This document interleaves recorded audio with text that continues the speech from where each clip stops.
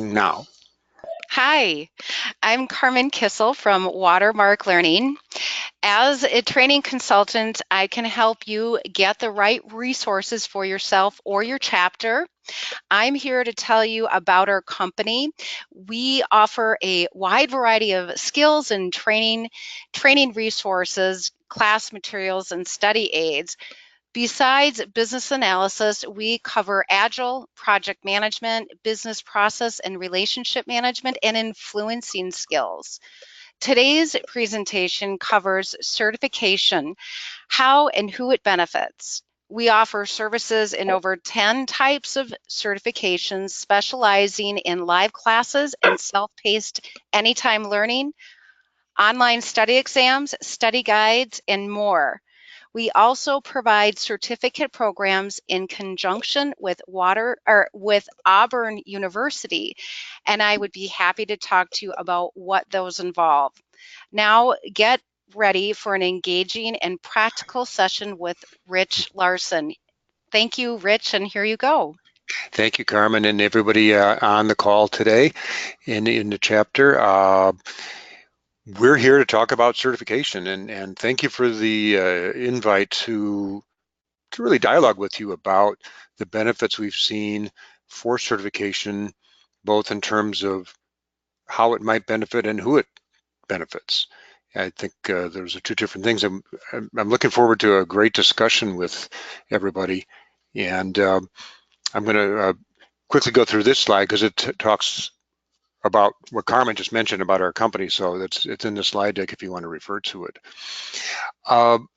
In thinking about today's session, and we're going to do a half an hour from my understanding, and I wanted to make it interactive, so I'm going to be asking you probably even more questions than you might ask me, I don't know. But we'll talk a little bit about different kinds of benefits, and then the two broad categories that I can see for certification, both in terms of how organizations might benefit, as well as all of us individually. So that's kind of like the overall agenda. So first, in thinking about benefits, what the heck are benefits anyway? I mean, we all use that term a lot, but what does it really mean? So I'm curious, anybody out in the chapter here on the call, what do you think, or rather, what's your definition of benefits? You guys have a microphone on that desk? And there's one here. I've taken you off mute, so speak up. I think for me, when I was new in the role, it was about still getting more confident about my understanding and knowledge about the business analyst role. Can you hear Ted? Yes, I can hear. Yep. Turn my volume a little bit. You can be more confident. That's an example of a benefit. That's great. Thank you for that. I'm starting more abstractly. What is a benefit? I mean, if you feel confident, what is the ultimate benefit from that? I mean, what does it do for? Something that helps me achieve my goals. Okay, achieving goals, that's a benefit. Okay, who else has some thoughts about what is a benefit? It helps to, that the people who you're working with have a kind of common process and types of documents, and you know what to expect and have kind of checklists and that sort of thing, so everybody's on the same page. Okay, we're going to get into that a little bit, so thank you. That's a good example of an organization benefit. What do you guys think is the definition of benefit? Yeah, I'm still looking for more of an abstract. What is it? What does it? Those things are good examples, but what do they do for you or your organization? What is the ultimate meaning of a benefit? We can ask Siri and give you an answer. Will she answer though? Yeah. We can ask Siri. What is a benefit? Yeah. Well, something not to belabor the point. To add value. There you go. That's kind of what, to me, that's the main thing. Did Siri say that or what? No, I was on the process, but it came to me before I got to that. Okay, good. Yeah, it adds value. So that's the broad definition. And there are two main kinds of benefits that I can think of that people generally talk about, right? One is tangible benefits. And usually those are things we can quantify. and depending on who you talk to, they have to directly impact the bottom line. So what are some examples of things, the tangible benefits that you have run across in your work? Financial benefits. Financial, okay, such as? Pay raise. Bonuses, pay raise. Money, right? Maintain Yeah. customers, increase customer base. Cost savings. Cost it, right? Yep, exactly. Those are fairly easy to measure, and they do impact the bottom line. Versus intangible benefits are generally subjective. You could potentially measure them, although we don't always do that. Generally, we measure the tangible benefits, don't we, in an organization? You know, sales, customers, market share, costs. But intangibles aren't always measured, but they do impact the bottom line, however, more indirectly. Would you agree with that? Yes. But intangibles, okay, they're still important, but obviously organizations love the tangible benefits first. So thinking about that as kind of a backdrop to how and who certification benefits, let's look at organizational benefits first. Okay, how does certification benefit an organization? And I've got a series of questions for you about that, and I think you kind of already got into one of these already. So how does certification promote common framework, terminology, techniques, etc.? Okay, people are certified. How does that benefit the organization in terms of having a common framework for us to do business analysis and a common vocabulary that we can use? Okay, somebody stepping up to the mic? Consistency. Consistency, okay. Consistency is a good thing. To pass this or to achieve the certification, then we've all got to be able to speak the same language, understand the same terminology. So it kind of level sets us and puts us all on the, I guess, the equal footing so that we can more quickly and easily communicate. That's cool. Now, both of those are actually, in marketing speak, we call those features. And the ultimate benefit of both of those things would be what for the organization, both consistency and, you know, the common vocabulary. What would be the benefit?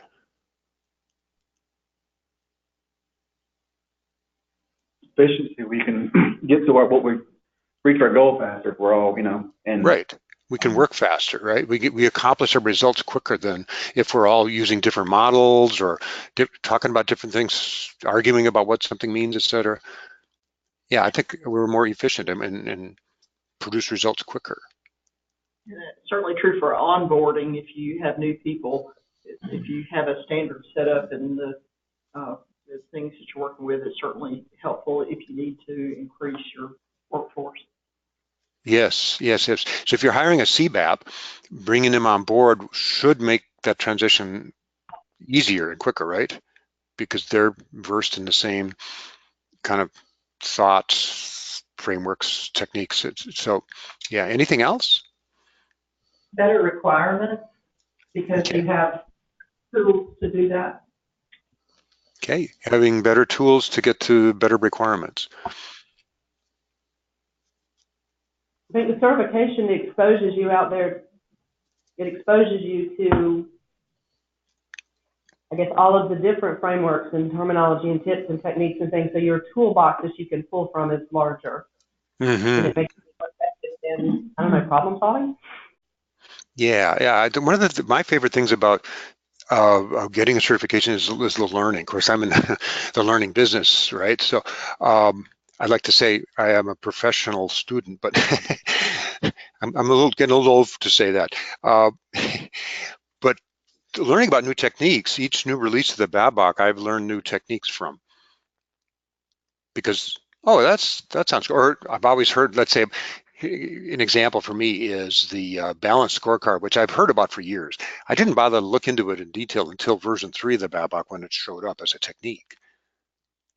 So it sort of like prompted me to go out and want to learn about that. Okay. I think it gives you a larger peer group to go out and discuss even outside your smaller realm of influence, to be able to be on LinkedIn and ask intelligent questions, or, well, I say intelligent, ask a question using terminology that somebody across in another state might understand. Or as you're reading particular articles, you can pick up on those, because if I read an article from Richard and he's using terminology, I know what he means by that terminology. Mm-hmm. And what I think is cool about all of that is that it's all around the world as well. I've had the privilege of being able to speak to IIBA chapters and conferences in different countries. And what's really cool to me is that we seem to be all on the same page when we're focused on, and not just certification. I think the backdrop to all of that is the BABAC, the BA Body of Knowledge, provides that. And that's been a good thing. So to your point about that larger peer group, if we're centered around a common body of knowledge, it really does facilitate a lot of things. I think an interesting thing you said was that it really is the body of knowledge, the business analysis body of knowledge, but sometimes we don't have the incentive to sit there and read that book that's pretty dry reading unless you have an end goal in mind. And so the benefit, your reward for reading through that and understanding it is the certification that says, hey, I did it. That's a good point. I hadn't thought about that before. That's a reward for having learned what's in the BABAC, is getting that certification. That's quite true. And along those lines is the credential, so that business partners and others see an industry recognition of your competencies, and that gives a little bit of immediate recognition of your experience and knowledge.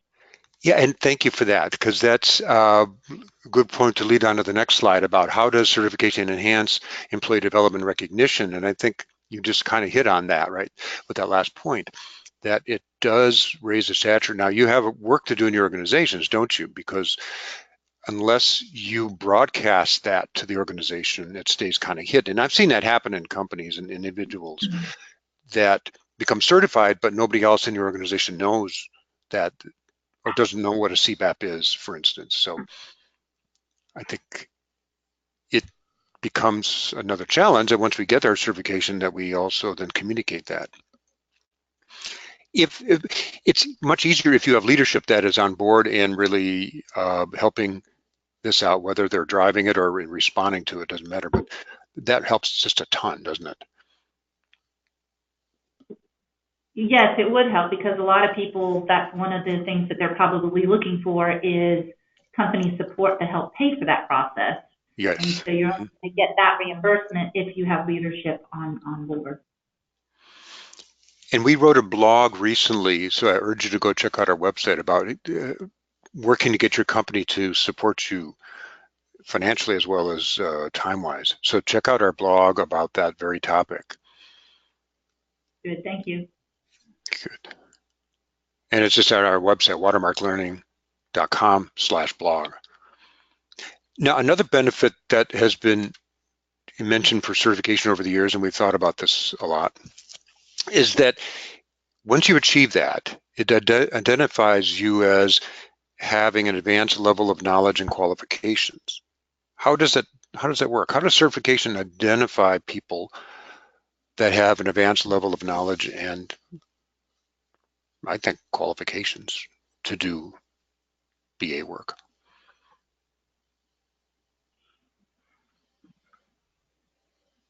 Because if you meet the qualifications, you passed a standard set of acknowledged requirements. Mm-hmm. So you met those standards, and you have, it's a label that you have those, right?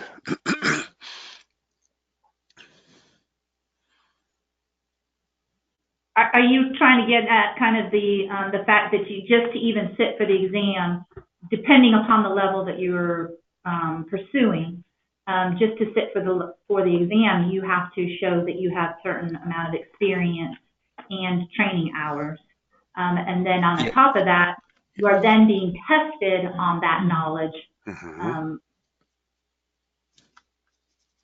Yes. Yeah, I both. Thank you. That was very astute, because I hadn't had that coherent of a thought in my mind, but you put it together very well, that you have both of those background. You need 7,500 hours of BA experience for CBAP and 3,750 hours for CCBA. And so that right there shows you've got something. Now, we all know that putting in time doesn't necessarily mean you are qualified, but then that's the purpose of the exam. And IIBA is doing a good thing for the industry by moving towards more competency-based certifications. And that's more than just the party line. I think they are really striving that. And the latest CBAP exam, for instance, is more case study oriented and more situational questions and fewer just pure knowledge questions. Does that make sense? You guys are aware of that, right? About what the new exams are like? Some of us are. Some of us took it on version 2. So I don't know if we have anybody in our chapter who has taken the version 3 exam.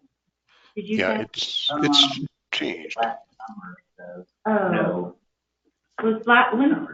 When did it change? Because we had somebody that took it last summer. No, you took it before that. It changed in September of 2016.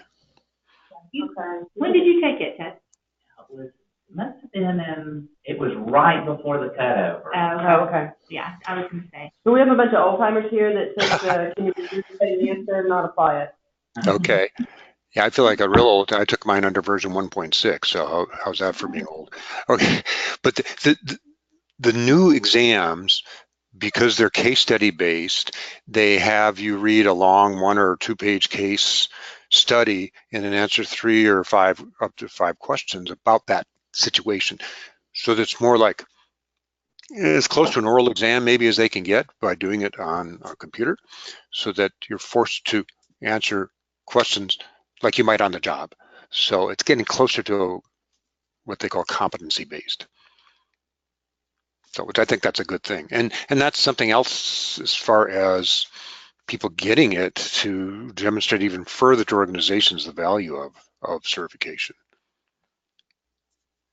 How does certification help us lead to more reliable quality results? Well, we kind of talked about this, didn't we? Increase efficiency and consistency. I think we, circling back to what you guys talked about before about that being quicker to get to requirements and having standard tools and techniques that gets some consistency, right? So let's move on from that one. I want to ask you also about the reduced risk in hiring and promoting certified people. Mm-hmm. So how would certification reduce organizations' risk in hiring? The certification shows that you've got a level of competency that can be then, I guess, just assumed that, you know, we can fluff our resume all we want to, but right. A certification, to achieve it, you have to have met specific standards and obviously pass the exam or whatever, and that can be verified that you either did or didn't pass the exam. Right. Yeah. But I know I'm battling with one of our clients right now who poo-poos certifications because he thinks it's just the regurgitation. He's like, I can go sit and memorize a book. Mm-hmm. And spit that back out. And I think the movement towards the application of it in the case studies maybe will change that mindset, because there is a group, and that's what I wanted to ask you about too, is how do you address those who think that certification is a complete waste of time?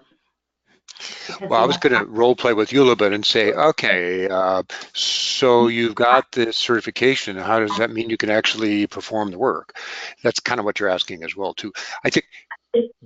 Yeah, he just says, oh, you've got more letters, or you just time for the alphabet. I said, it's a goal.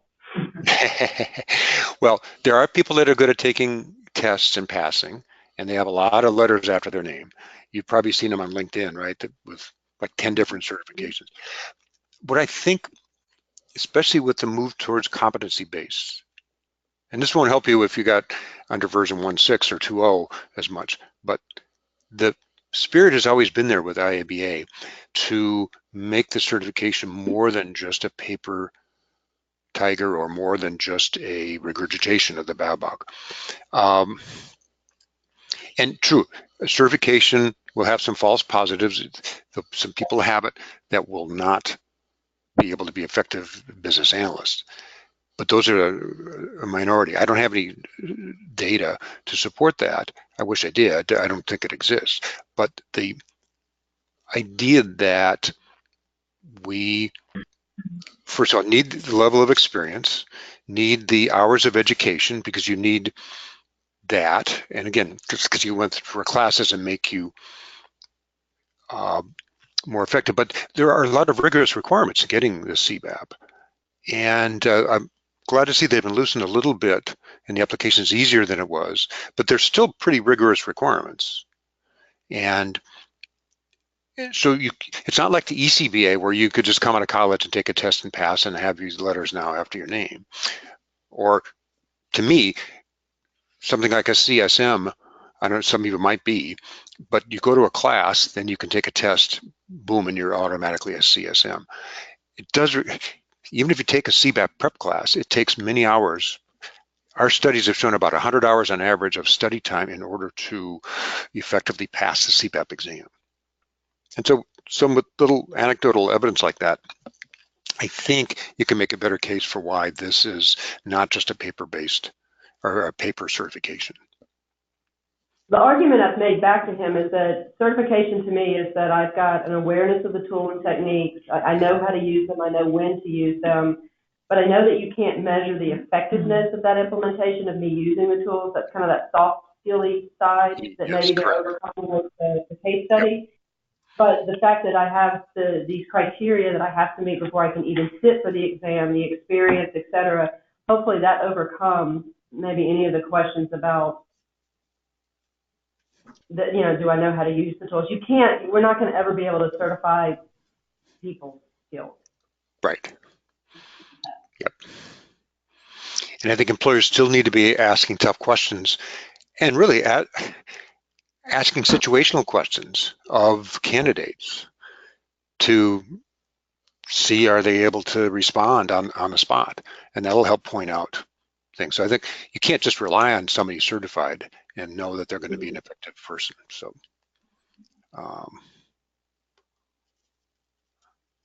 okay, so given that we have the half hour devoted to, let's switch our gears and talk about individual benefits here. Boom, I went too far. Okay, number one, how does certification demonstrate our dedication to the business analysis profession? Because I give up of my personal time to sit and study and prepare for that exam. Mm-hmm. 100 hours of study. Yeah. Oh, there you go. You can quote me on that. That's dedication. It's not, and I'm not trying to demean something like the CSM or the IREB or any other certification you might get by taking a class basically and passing an exam. What I am saying, I think a certification like CBAP or PMP is worth more because of the study time you have to do. Okay, how else might you be showing dedication to our profession through getting certified? Besides continuing education. Okay, it is continuing education. A lot of certifications nowadays have like a code of conduct that you sign. Excellent. Code of conduct is very important because I think it holds us to a higher standard than people that don't have it. Good point. Anything else? Well, before we leave this benefit, I want to share with you, I was at a panel at a conference a couple years ago, and a panel of CIOs were there, and they were talking about the benefits or the value of certification. And I sort of was surprised when they all agreed that the number one benefit to them, these are leaders of an IT organization, mind you, and something we should pay attention to. They said certification demonstrates your dedication to your profession. By far and away, that was the most important benefit to them. So it's really like an organization benefit too, right, if you will. But to you then as an individual, you're showing your organization that you're committed, and that should reap benefits for you in terms of some of these other things we're talking about. So let's move into those. How does certification then, assuming you're dedicated, expedite your professional advancement and encourage growth in your field?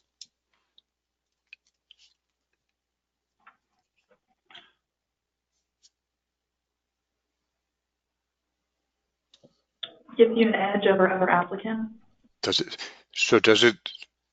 It should give you an edge. I've heard of people, and again, to know statistics, that say they bring the CBAPs to the top of the pile, so to speak, in terms of, not that not the HR looks at paper anymore. That's all electronic probably, but you're top of the list in terms of that. How about advancement? Those of you that are certified, do you think it gives you an edge in terms of getting promotions or better projects? What do you think? I think if you kind of go back to what Ted said earlier, it does give you a level of confidence that can help you and encourage you to continue to grow in those areas. And if you are dedicated to the profession, then it is something that you're interested and passionate about. So you will just naturally continue to continue down that learning path and staying on top of things. Cool. I like how you put that. Cool. Hey, you want to hire me? No, I'm just No, I do think it does give you confidence because you actually grown. I mean, I keep coming back to how much I've learned. Each certification I've gotten, I've learned quite a bit. Probably the biggest learning for me was when I got my PMP, because that was the least confident I was compared to business analysis. So I learned a ton, and even though I don't practice that much of what I learned, it still gives me the confidence to talk to people that are practicing project managers. And I do manage some small projects still, but anyway. So moving on, how does a certification recognize that you have a level of competence in knowledge of business analysis? For you as an individual, how does that become a benefit?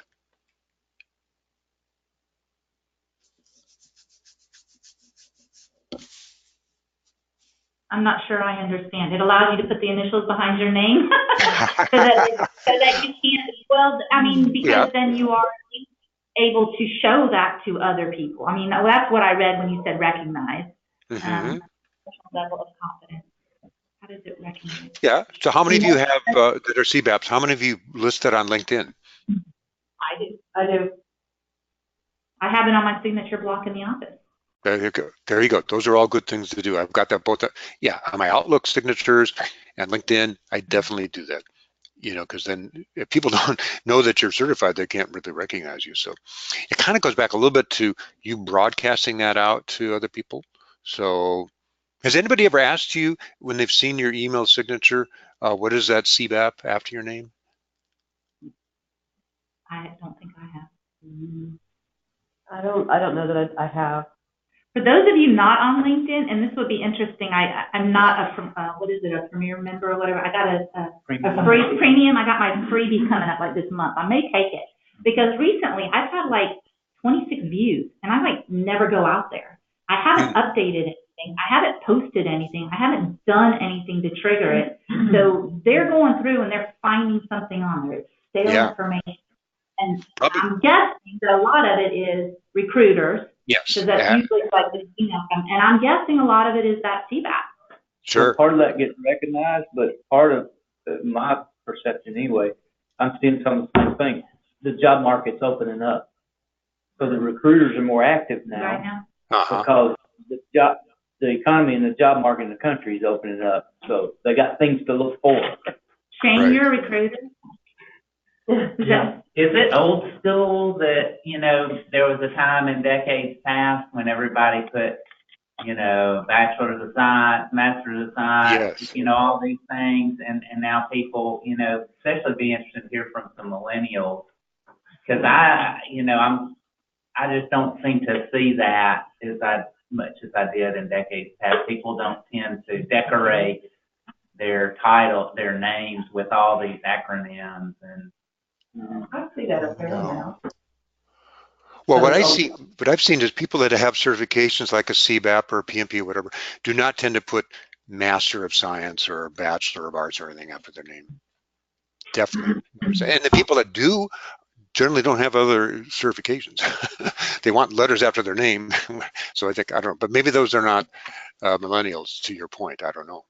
That would be interesting. You can put like a degree after their name? I'm saying back in a long time ago, people like to put, if they had something, they put it out there. If it was a college degree, if it was a license, if it was a certification, Right. They put it on their business cards. I mean, you know, back when people did business cards, but nowadays I just don't think anybody decorates their name as much in their. I still see a lot of PMPs. With certifications as opposed to educational. Yeah, Yes, that's I agree with you. That's what I've been noticing. Unless it's a PhD or something. Yeah, and a PhD, I do see PhD. Okay, moving along, because we're at the half-hour mark. I've been talking too much, I think. How does certification show that you credential holders or us know up-to-date techniques? Well, when you sit for the exam, obviously you have to, the exam is going to cover whatever the most up-to-date tools and techniques are, and then by the requirement to to maintain that certification of whatever 60 additional hours, I can't remember off the top of my head, you've got to do your continuing education that somebody else brought up. And that means usually you're listening to webinars or reading and staying up to date on those things to maintain your certification. Yes, I think that's also a very important point, both for passing in the first place, but if you've had it for a while, new bodies of knowledge come up, you still have to recertify, and that's your opportunity to learn new techniques. Great. Last but not least, how can certification advance your career potential and increase your income as a benefit?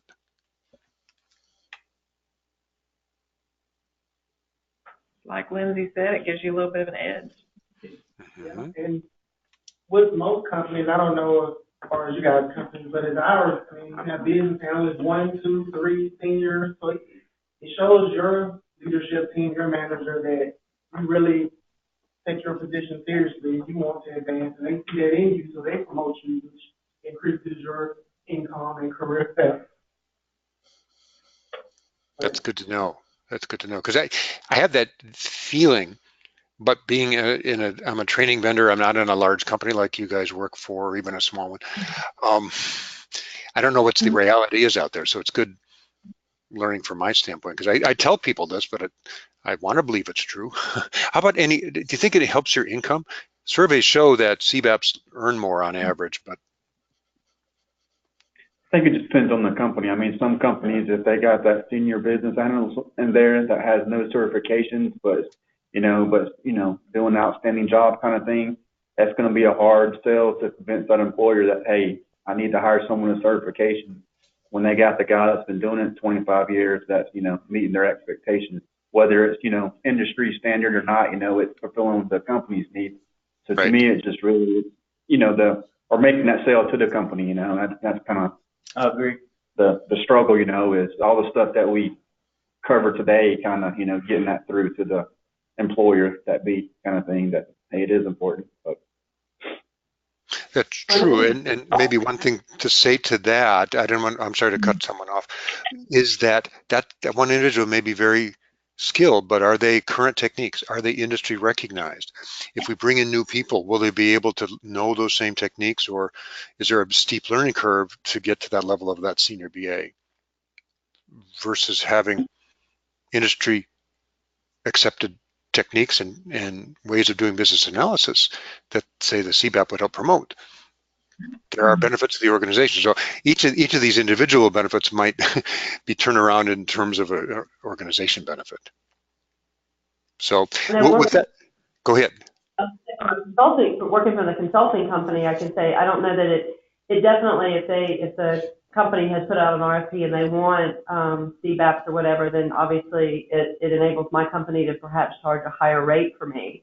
And in doing that, maybe open up additional opportunities for me from a career standpoint. I can honestly say I haven't seen like a direct raise because I was a CBAP, I got a raise. It has opened doorways for me to serve in different roles that then allow me to leverage my expertise, and then maybe from that. You're still employed. Yeah, I'm still employed, so that's Sometimes you have to deal with like salary compression, right? You were hired at a certain rate, and you get your minimal stuff. Somebody coming in brand new may come in more than what you're making. So sometimes you do have to move to be able to do that. And sometimes if you got a certification, you may have to move to be recognized for that. If you just going up the ranks, depending on what your relationship is with management and how much they value that, what that conversation would be about, actually increasing your income. It may be, like she's saying, you actually get involved, or as Courtney was saying, your opportunities now are broadened. So maybe in your current role, you're not going to be able to command a larger salary, but perhaps now your opportunities have broadened, and so that you can take advantage of one of those other opportunities to increase your income. Which adds freedom to the quit and come back. Because you removed yourself out of the bracket, now come back and get retired. All right. A lot of people do that. Yep. Or have them. Well, to wrap up our discussion, this is great. I was hoping we would get into this level of discussion, as challenging as it is on our webinar, but thank you so much. I'm going to leave behind this list of benefits as a summary, and just for you to think about how tangible or intangible each one is. There's a set of organization benefits and a summary here of individual benefits. If you want to do that, I'm going to make a copy of this available. We'll have Carmen get that to you folks in the chapter so you can make it available. But I think we hit the mark I was setting. How about you? Did we hit the mark as far as what you were looking for today? Could you give a little bit, please, Richard, on some of the different certifications that IIBA offers and how someone might go about trying to decide which one is the best one for them to pursue? Sure.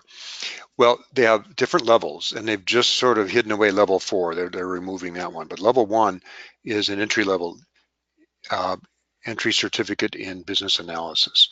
And there's no experience requirement. There's a short 50-question exam. For people that are out of college or in a different job, want to move into the BA, or maybe it's a brand new BA who wants to learn more and be recognized. The CCBA, the Certified Competency in Business Analysis, is for kind of more junior to medium BAs that have 3,750 hours of experience.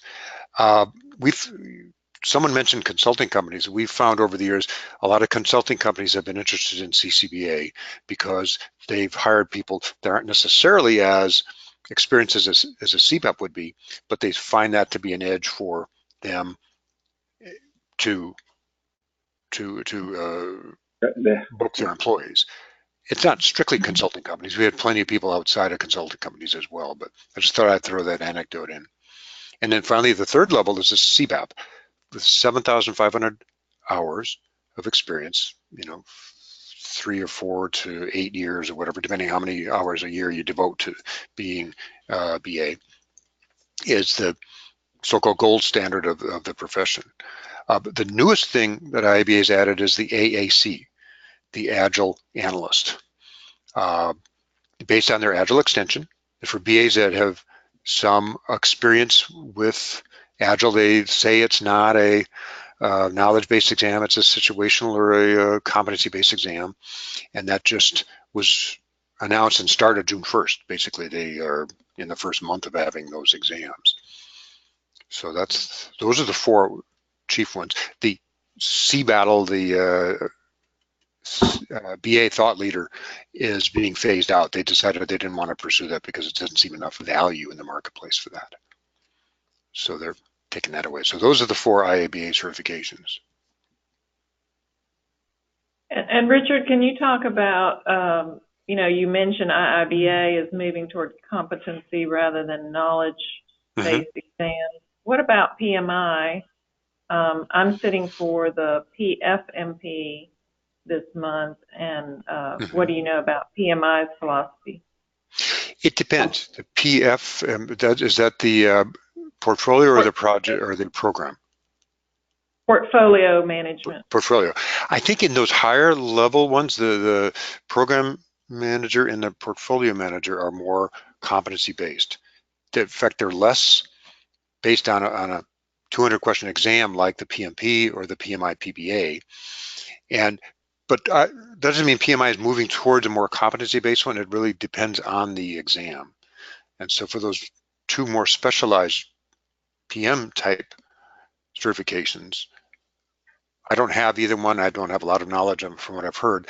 I think there's an oral exam. I think is that true about the portfolio? No, portfolio has a 170 question exam, but before that you have to pass a panel review with essay questions. Yeah. That's what I'm thinking of. I guess they've got to pre-qualify you there first. So, you know, Watermark covers business analysis certification and business relationship management and some others. I think maybe business process modeling or analysis. How do you guys decide, you know, Pam mentioned like portfolio management. How do you decide, you know, when you want to move into that space of some of these other certifications?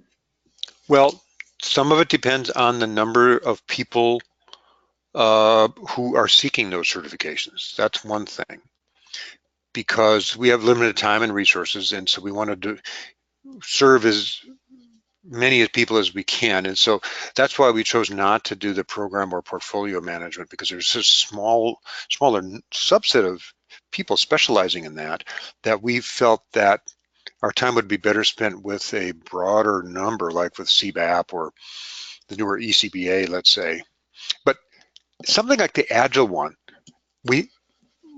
we're not certain how many people are going to be interested in that, but because we have expertise in it, as well as it's an IIBA certification, we are going full bore. Now, there's a new certification coming online next year. This will be interesting to see based on your question here. It's on security. So a certified security business analyst, or whatever they're calling it. I don't know yet. They haven't announced it, but have you guys heard about that, about the security certification coming out next year? Mm-hmm. And it's not a deep, dark secret, otherwise we wouldn't know, but they haven't really broadcast a lot. Anyway.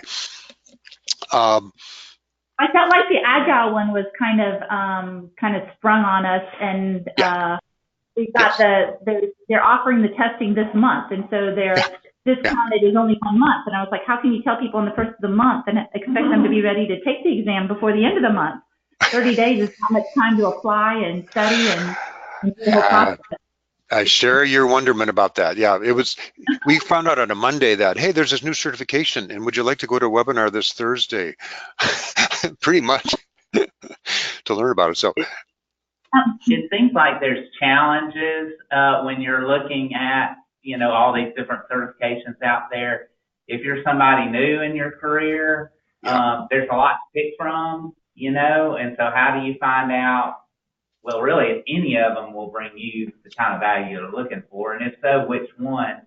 And then for those of us that are more experienced, that are looking at things like portfolio management or business relationship, you know, like you mentioned, some of those don't necessarily have a lot, either they're new, or I don't know that portfolio is that new, but it just doesn't seem like you're like, is this certification going to even live? Because it just doesn't seem like there's a lot of resources, a lot of people, you know. So I just throw that out there as that's some challenges, both people early in their career and people later on, you know. With that kind of said, what do you think the value is of somebody going ahead and getting their like ECBA, or does it just make more sense just to wait, or their CCBA, or does it just make more sense to wait and get their CBAP? I get asked that question a lot, and what I am firmly believed in is that it's well worth it. Unless you're, you know, like 6,000 hours into your career and you're that close to the CBAP, if you're more in the 3,000 to 4,000 hour territory, I'd say go for it, because you'll learn a lot, and that's, to me, huge. You'll show your dedication right away. Rather than waiting, you show your organization your dedication right off the bat. Getting the one will make the next one that much easier, because I do think you'll learn how to learn, and so absorbing the information you need to pass will be that much easier.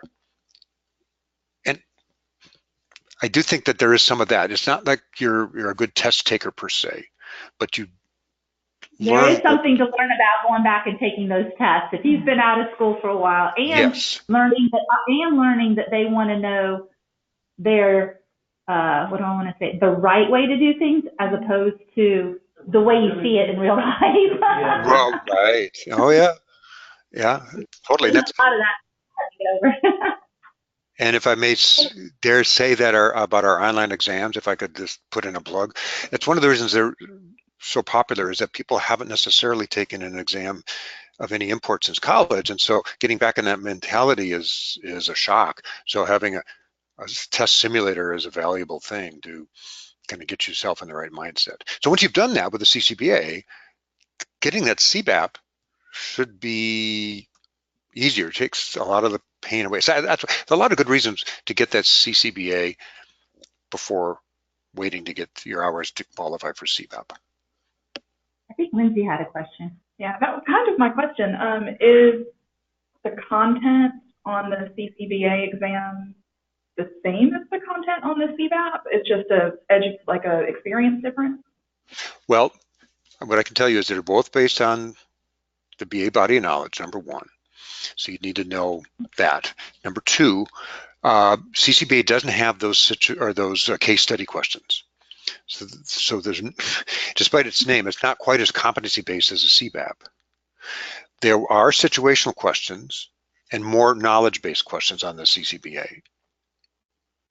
So it's based on the same underlying information you need to know, but the questions, I don't want to say are easier because they're not easy, but they are easier than the CBAP. I just have to say it that way. Does that make sense? Did I answer your question? Yeah. You don't have to read through the fine line quite as much on probably the CCBA as the nuances are probably a little more on the CBAP. Yeah. That's a good way to put it. Would one of the things we were hoping, Richard, I know that you've got a self-facilitated study program that you guys offer, Carmen, and we spoke last year. You feel free to give a little plug on that? We were hoping this would kind of kick us off to help us get a study group started. Cool. So if you want to plug on that, please go ahead. Well, we offer things, and Carmen can even fill in more gaps than I can. We have student kits.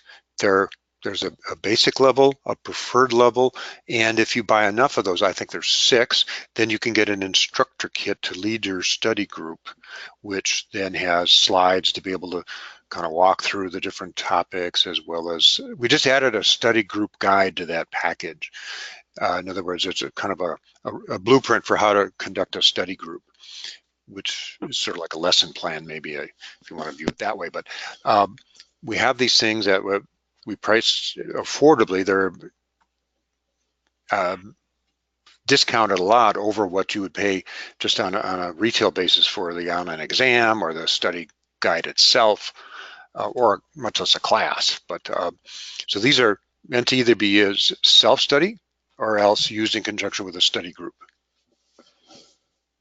And those hours we can use towards our educational hours to be able to sit for an exam. Is that correct? Yes. If you do it the right way, a couple things. You need to have homework. So you need to do, usually practice questions will qualify. If everybody does practice questions or some other kind of visual homework. Number 2, there's interaction with an instructor or facilitator. You have to have both of those things to qualify for those 35 hours of PD that you need in order to professional development to qualify. Does that make sense? I don't know how they monitor that, but those are the requirements that IIBA lays out as far as whether the study group would qualify. Perfect. And I think one of those options does come with the simulated online testing. Both do, yeah. They're both the basic and 30 days or 60 days, I think, was maybe a difference or something like that. I'm sorry, could you repeat the question? I think maybe there was a difference between the two as to the length of that testing, whether you got 30 days, 60 day, or 90 day or something. Yes, right. That's a beneficial piece of any of these type things is those simulated exams. What was the first of those 2 requirements? You had to have one with the interaction with the instructor, and what was the other? You had to have like homework or something. You had to do some demonstrated work that you've done. So in other words, just watching a video for 35 hours or videos for 35 hours will not qualify. Gotcha. So any video training is not good for the PD hours. Richard, are you seeing trends on the number of people certified in with the CBAP versus the PBA? Are they trending similarly? Is one gaining on the other in popularity? Or? Well, I could tell you the interest in our customer base, which may not be the whole industry, but we're seeing a far greater interest in CBAP. Just in terms of the number of people that say register for our online study exam or take our classes, there's a healthy interest level in PBA, but CBAP is strong. And what surprised me is right after version 3 came out is that there wasn't a big lull, a big drop off in people. Like from version 1 to 2, there was that drop off. People kind of held back for a while, but there wasn't that with version 3. There was a strong uptake in the new version. And that was kind of telling. And I really liked seeing that because that meant people were interested and were engaged and were maybe waiting for version 3 to come out because they wanted to get tested on the latest thing.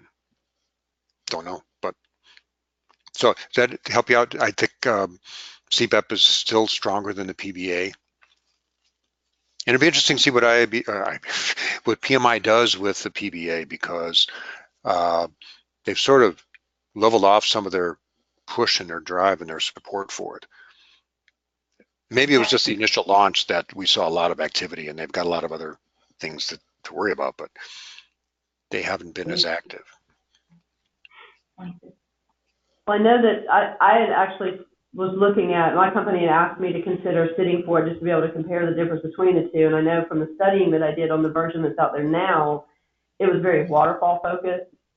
And I actually backed away from that because everything we're doing is very agile focused. And I said it's not worth my time and the investment and everything else for that extra certification because it's in our opinion, it was a step backwards from, the waterfall. Mm. My company is more waterfall. Okay. What you might find interesting is the new version that comes out June 25th will have a lot more adaptive or agile kind of questions in it. Okay. And so we're updating our study exam to include more of those. And eventually our study guide and our classes will take that into account. So they recognize that they have been maybe slow to add that in, and they're finally rectifying that now with this new release that's coming out at the end of June. So you might want to take a look at it again in this new version. If you pursue the ACP, you're an Agile certified practitioner. I don't know what the benefit is, but we don't have to go there. And you tell me we're out of time. So, are there any other questions from anyone else? I have a question. Yeah. The one that's this month, the Agile BA, does it have experience-based requirements as well? I just tried to sign up for it, and it was basically asking me for my name, my email, and my IIBA number, and they would send me an invoice for the thing, and then I'm assuming I can sit for the day. There is an Agile extension to the BA box, and that's what it's going to be. It's going to be based on that, but it does not require any experience, which is interesting. They call it for experienced people, but there's no experience requirement. I don't know if it's going to...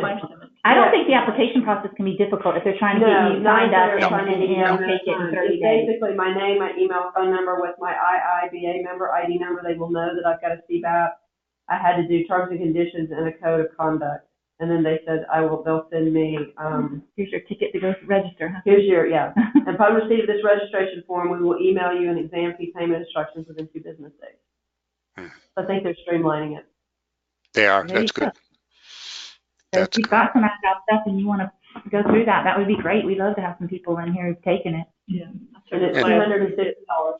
UAB had a class in Agile. Well, we actually had to do a project, but it was part of a formal class that was the web development Agile thing. So I don't know. I mean, I think it might be worth it. It's $250, and then you get 20% off of that. So at the end of the day, it's $200 is not bad. And if you can share with us anything you learn, we'd be interested in hearing people's feedback. Just again, in terms of knowledge or information, we have an Agile Business Analysis class that we're revamping to serve as a refresher or as a prep class for that certification. So we're coming out with one this later this summer. So if you're interested, check out our website and our newsletters, and we're very excited about that. And I will say there is those free resources here. You can go on their website and register, and you get regular emails with different articles, white papers, with free webinars, and those sorts of things. So I get their presentations regularly. And I know we're running out of time, Yep. but I just want to make a plug for Richard, because when I took my CBAP test, and now I can't remember if that was 1 year ago or 2 years ago, but I guess it was maybe a year ago. They with Watermark would have these webinars, kind of like what we're doing today, but there were these flood of people that were interested in getting the test before the cutover, and they, I mean, like at least once a month, if not more, he would have these webinars, and people could just ask questions, and I mean, sometimes I think they went way over the time limit. He was very patient to answer every question. Trying to figure out, you know, what do I do? How do I do this? And we do appreciate that. And we know that we can get a hold of Carmen to help us if we want to get study, you know, packages and things like that together. Yes. She's our doorway into that. I want to thank you very much, Richard, for taking the time to talk to the chapter today and to explain kind of some of the benefits and getting us to think about the certification and why it's a benefit to us and our company. You're quite welcome, and thanks again for having me. It's always a delight for me to be able to talk about this and with people that are interested in it. So I think it's been a good session, and we're going to make this available as a recording. And like I said, I'm going to get Carmen the PowerPoint to share with you for future reference. Okay. So. Okay, great. Thank you, Richard. You're welcome. Bye-bye now. Thanks. Bye. Oh, thank you. Bye-bye.